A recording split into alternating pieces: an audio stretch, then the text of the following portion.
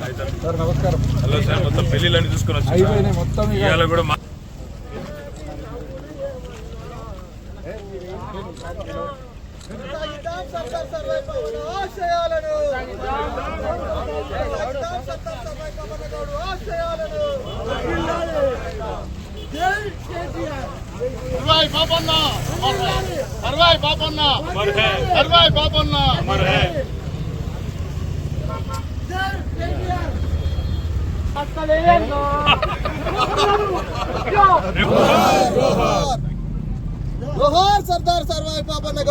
రాజ్యాధికారం కోసం పాటుపడిన మహానుభావుడు.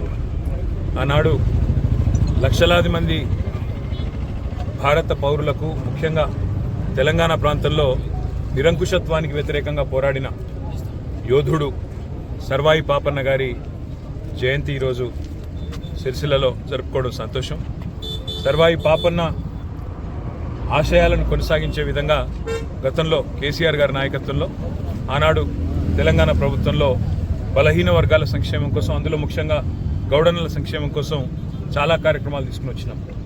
అందులో మనం గుర్తు కనుక చేసుకున్నట్టయితే మొదటిది, ఏ కులవృత్తి మీదనైతే గౌడన్నలు ఆధారపడి ముందుకు పోతూ ఉంటారో గ్రామీణ ప్రాంతాల్లో, దాని మీద చెట్ల పన్ను మొత్తం మాఫీ చేసి పూర్తి స్థాయిలో అప్పటిదాకా ఉన్న బకాయిలను కూడా రద్దు చేసింది కేసీఆర్ ప్రభుత్వం.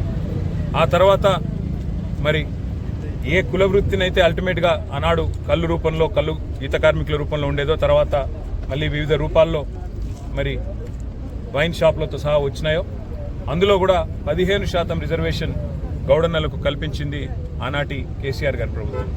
అదే మాదిరిగా ఒక నీరా పాలసీ తెచ్చి నీరాని కూడా ప్రోత్సహిస్తూ ట్యాంక్ బండ్ దగ్గర నెక్లెస్ రోడ్లో ఒక నీరా కెఫే పెట్టి రాష్ట్ర వ్యాప్తంగా నీరా కూడా ప్రాచుర్యం కల్పించి దానివల్ల కలిగే ఆరోగ్యపరమైన లాభాలు కూడా, తద్వారా అల్టిమేట్గా మళ్ళీ గౌడన్నలకు లాభం కావాలనే ఉద్దేశంతో ఆ పని కూడా చేసింది కేసీఆర్ గారి ప్రభుత్వం. దాంతోపాటు పిల్లలకి చదువుకోవడానికి ముఖ్యంగా బీసీ గురుకుల పాఠశాలలు కూడా వందలాదిగా పెట్టి అందులో అందరికీ కూడా పెద్ద ఎత్తున దాదాపు 6.5 లక్షల మంది విద్యార్థులు, ఎస్సీ, ఎస్టీ, బీసీ, మైనారిటీ విద్యార్థులను కలుపుకుంటే 6.5 లక్షల గురుకులాల్లో మంచి 1000 పైన గురుకులాలు పెట్టి అందరికీ అవకాశాలు కల్పించింది కేసీఆర్ ప్రభుత్వం. మరి ఈరోజు అట్లాంటి మహానుభావుడి జయంతి సందర్భంగా వారి ఆశయాలను కొనసాగించే విధంగా ముందుకు మా పార్టీ పరంగా, అదేవిధంగా మా రాష్ట్ర ప్రభుత్వానికి కూడా మేము చేసే విజ్ఞప్తి, ఆ మహానుభావుడి విగ్రహాన్ని తప్పకుండా ట్యాంక్ బండ్ మీద కూడా పెట్టాల్సిన ఆవశ్యకత ఉంది. మేము ఈ టర్మ్లో తప్పకుండా పెట్టాలనుకున్నాం. అదే మాదిరిగా ఒక జిల్లాకు కూడా సర్వాయి పాపన్న పేరు పెట్టాలని చెప్పి కూడా మేము కూడా మా పార్టీ తరఫున విజ్ఞప్తి చేస్తూ ఉన్నాం. జనగామ జిల్లాకు పెడతారా, ఇంకో జిల్లాకు పెడతారా, మీ ఇష్టం, తప్పకుండా పెట్టాలని చెప్పి కూడా కోరుతూ మళ్ళొక్కసారి ఆ మహానుభావుడి ఆశయాలకు అందరం కూడా అంకితమై పనిచేస్తామని తెలియజేస్తాం.